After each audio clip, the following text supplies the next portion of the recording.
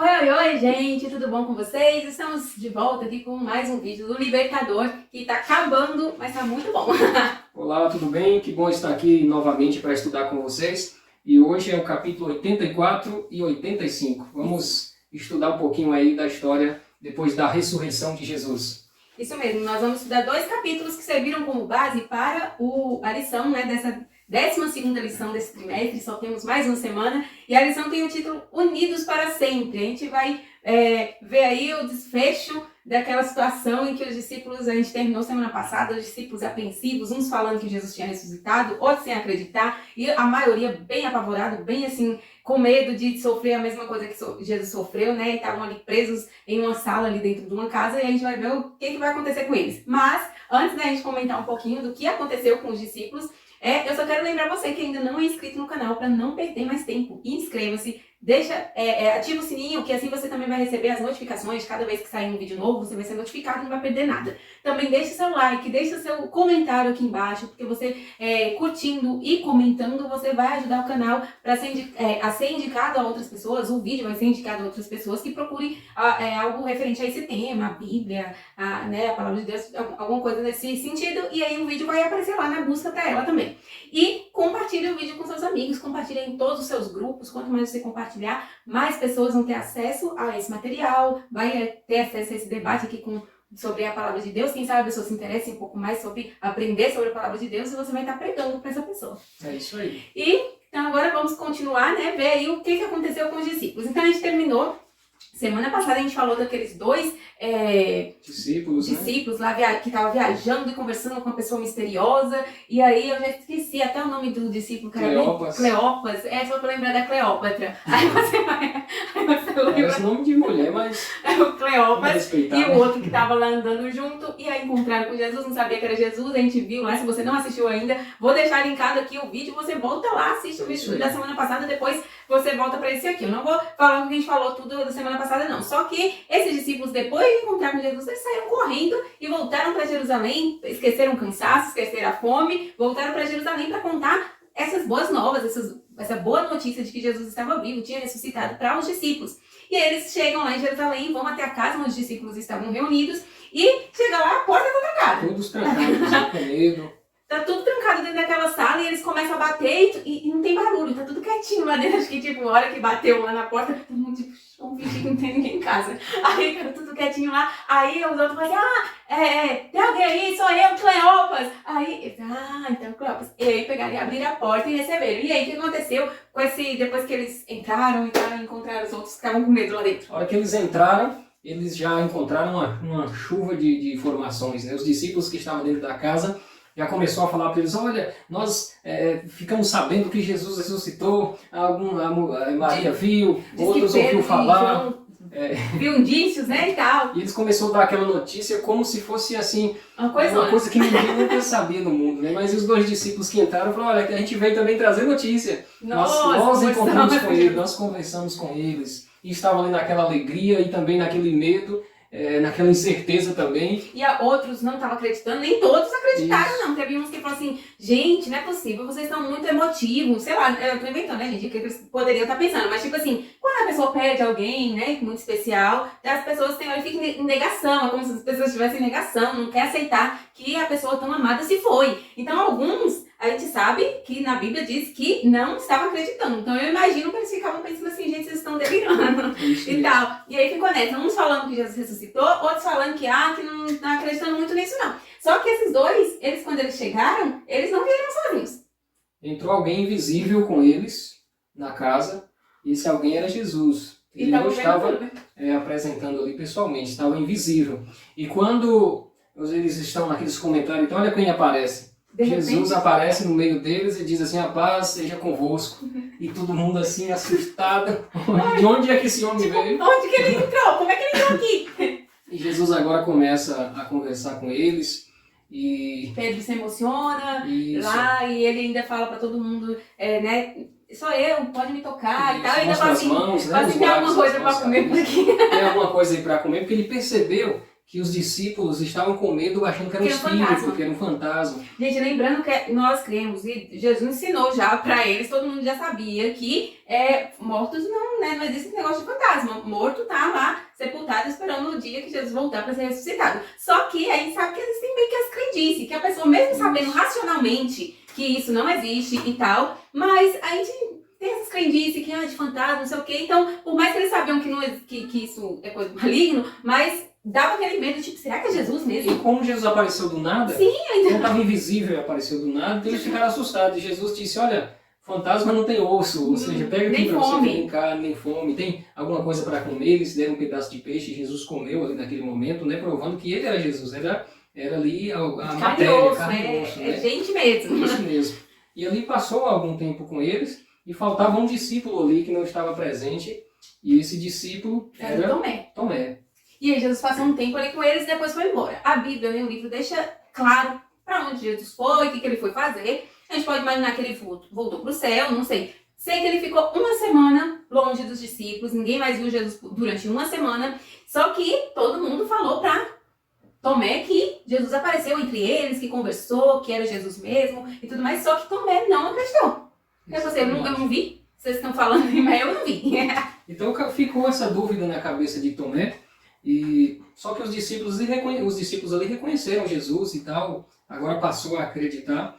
Jesus, depois de ressuscitado, aqui algo interessante é mencionado no livro, que assim como os discípulos reconheceram que era Jesus, os traços eram de Jesus, nós também reconheceremos os nossos entes queridos que ressuscitarão quando Jesus voltar, irão para o céu conosco, lá reconheceremos eles. Sim, mesmo que seremos transformados à perfeição, né? Mesmo a aparência um pouco diferente, mas os traços vão ficar, a voz, o jeito de falar, entendeu? Então, assim como eles reconheceram Jesus, nós também reconheceremos os nossos queridos. Eu acho que é mais ou menos igual os homens que estavam caminhando com Jesus semana passada. No primeiro momento, eles conversaram um tempão e não reconheceram Jesus. Estava muito escuro também. Já estava escurecendo, fora que, igual a gente está falando, os traços permanecem, mas agora Jesus estava sem nenhum tipo de imperfeição que a gente tem nesse mundo de pecado, né? Tipo mancha na pele, ou sei lá, qualquer coisa que seja ruga, o que for, de imperfeição. Jesus estou com o corpo glorificado, a gente chama de glorificado, né? Mas ficou algumas marcas, que foi a marca da culpa do pecado que caiu sobre ele, da crucifixão, ficou sobre ele. Mas ele levantou com o corpo perfeito, então, e agora ficou um pouco assim, aparentemente, difícil assim, de conhecer a princípio, assim, na primeira impressão. Né, de primeira. Mas conforme vai conversando, você vai percebendo os traços, o jeito, é Jesus esse daí. Exatamente. E aí, quando os outros contam tudo para Tomé fala assim, ó, eu só acredito vendo, só pegando, só assim para mim acreditar. Aí passou uma semana, e uma semana depois, Eles estão reunidos novamente, muitos dias já trancados. E aí Jesus aparece, a paz seja convosco. Não é nada de novo. O povo leva aquele susto e Jesus olha logo para Tomé e diz assim, creia aqui, ó, pega na minha mão, pega aqui no meu lado, onde possivelmente foi furado com a lança, né?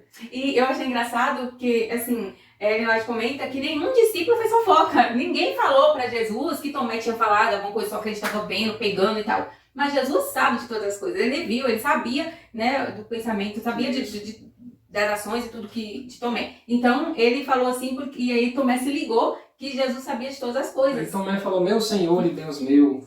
Aí Jesus falou, você está crendo agora, né? Porque você viu. Bem-aventurado aqueles que não viram e creram. Se eu e você fosse crer em Jesus só por ter visto ele alguma vez, estaríamos todos perdidos. Perdidos, porque não, a gente não ia acreditar. ver Jesus pessoalmente aonde?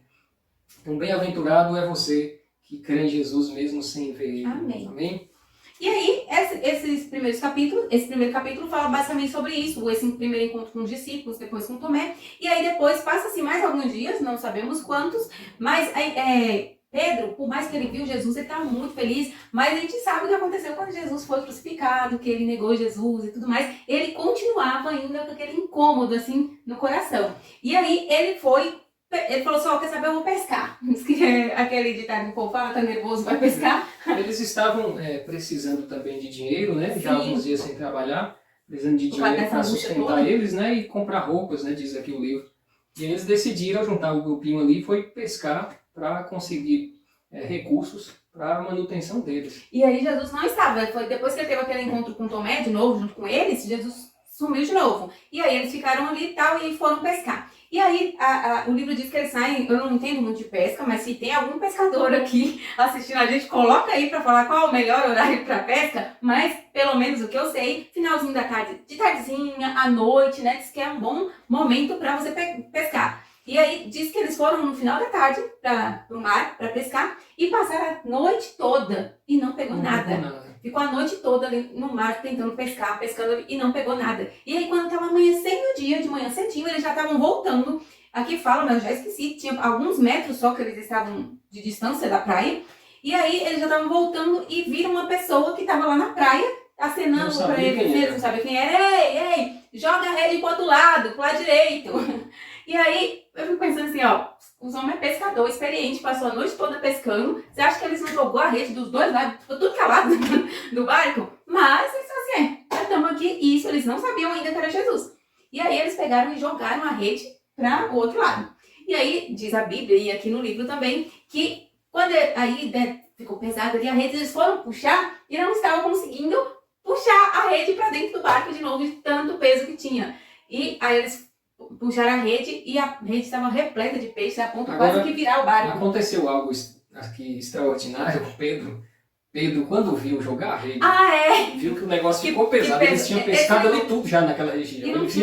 Ele falou assim, não, esse cara lá eu sei quem é. Ele já pulou na água e saiu. Ele esperou. Não esperou puxar a rede. Deixou os outros coitados lá no peso. Ele viu, eu sei quem é. Pulou na água e correu para encontrar com Jesus. Exatamente. Chegou lá, encontrou com Jesus e depois voltou para ajudar a puxar a rede com os peixes, né? Aí a gente percebe a vontade de estar perto de Jesus, a saudade, sei lá, né? É aquela coisa de quando você está muito longe de alguém que você ama, e aí quando você fica sabendo que a pessoa está lá, você vai correndo de pé, da forma que você conseguir, que você quer estar perto daquela pessoa. E aí depois eles voltam com um barco repleto, transbordando de peixes, voltam para a margem e aí chega ali e vão preparar o alimento para eles comerem. Jesus já tinha um peixe assado ali, um pouco de pão, deu para eles, né? Trouxe mais peixe, assaram também. Foi assim, um momento muito bonito ali deles. E foi nesse momento, aí depois daquele momento ali que eles passaram, comeram, então teve ali um bate-papo. E Pedro, algum tempo atrás, ele já tinha dito para Jesus que estava disposto a morrer por Jesus. E depois ele acabou traindo Jesus.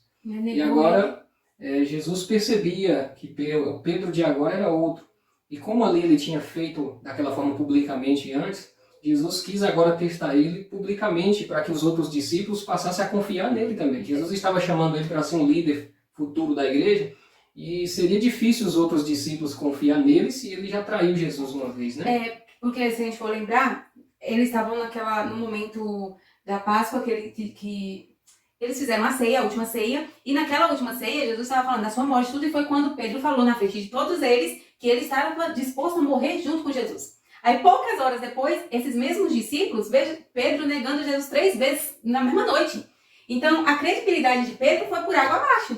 Então nesse momento Jesus faz agora essas perguntas também publicamente, porque Jesus já sabia que Pedro era outra pessoa depois de tudo aquilo, né, ter acontecido. Mas agora precisava passar essa confiança para os outros que tinham perdido um pouco a credibilidade assim, em Pedro. Isso. Então Jesus perguntou para ele, Pedro, tu me amas? Ele falou, Senhor, tu sabe que eu te amo. Então Jesus disse para ele, apacenta minhas ovelhas. Passou um pouquinho, Jesus disse, Pedro, tu me ama? Lógico que eu te amo, então apacenta minhas ovelhas. E pela terceira vez ele pergunta, Pedro, você me ama? Aí Pedro fica entristecido. Aí fica assim, abatido. E fala, Senhor, eu te amo. Aí Jesus repete, então apacenta minhas ovelhas. Ou seja, ali ele estava demonstrando que ele ama um amor falho, aquele amor de ser humano pecador. Ele amava do jeito que ele conseguia, né? Uma das coisas que mais me chamou a atenção nesse capítulo foi que a Ellen White fala que se o Pedro de antes fosse cuidar da igreja, né, depois da morte de Jesus, ele não teria a compaixão que ele vai ter agora como Pedro, depois de tudo que aconteceu com ele, depois de ele ter negado Jesus, depois de ele depender do perdão de Jesus. Agora ele era um Pedro muito mais humilde, que sabia das fraquezas do ser humano, porque ele foi fraco. Então, quando outros fossem fracos, quando outros errassem, ele ia ter compaixão ao tratar com essas pessoas. O que ele não teria se fosse o Pedro de antes. Isso mesmo. Então, Pedro demonstrou ali publicamente que era uma pessoa transformada agora. Outra coisa interessante, os evangelhos mencionam que ele saiu conversando um pouco com Jesus ali na praia. Jesus, ao perceber a transformação de Pedro, revelou um pouquinho sobre o futuro de Pedro. Que ele iria ser perseguido, ia ser morto pela causa, né? Ele, ali aparentemente, entendeu a revelação, entendeu que era o sofrimento que ele iria passar. E ele faz uma pergunta para Jesus, e aquele ali que era João que estava perto? E aquele ali, o que será do futuro dele? E Jesus foi e disse para ele assim, ou seja, cada um vai ter a sua vez, a sua hora, mas agora você precisa cuidar da parte que é sua. Deixa a parte dele que é para ele. Ou seja, a vida dele não interessa para você. O seu caminho vai ser esse e vai ter o caminho dele também. Você já parou para pensar assim, quantas vezes as pessoas se preocupam tanto com a vida dos outros que esquecem da própria vida? Uhum. É igual tá na própria Bíblia, né? Antes da gente apontar o cisco que tá no olho do irmão, tira a trave que tá no meu. Então, às vezes a gente gasta muita energia se preocupando se tem alguém que tá pecando, se tem alguém que tá fazendo alguma coisa de errado, se tem... A gente preocupa tanto com o outro que esquece de olhar pra gente. E foi isso que Jesus falou ali agora pra Pedro. Falou pra Pedro, não, deixa João é João. Lá é outra história. É com ele, você precisa saber da sua, cuidar da sua, que vai ser assim. Exatamente. E Pedro entendeu o recado, viu? Pedro foi transformado uma vez, quando chegou esse dia que ele iria morrer, ele foi ser crucificado igual Jesus. Ele falou, olha, eu não sou digno de morrer igual meu mestre, me crucifique de cabeça para baixo. E assim foi a morte do apóstolo Pedro. Nós entendemos, amigos, nessas histórias aqui, que Jesus teve tanta paciência com o pecador, ao ponto de um pecador como Pedro ser transformado de forma tão grandiosa e se tornar um discípulo fiel de Jesus, a ponto de entregar a sua vida por Jesus. Amém. A esperança para mim e por você. Tenhamos mais paciência com todos os pecadores, porque foi assim que Jesus tratou Pedro e nos trata também. Devemos ter paciência com todos os nossos semelhantes, porque todos podem ser transformados por Jesus e ser uma grande ferramenta nas mãos dele para a salvação de outras pessoas. Que Deus faça de mim e de você um grande discípulo na obra dele. Amém? Amém.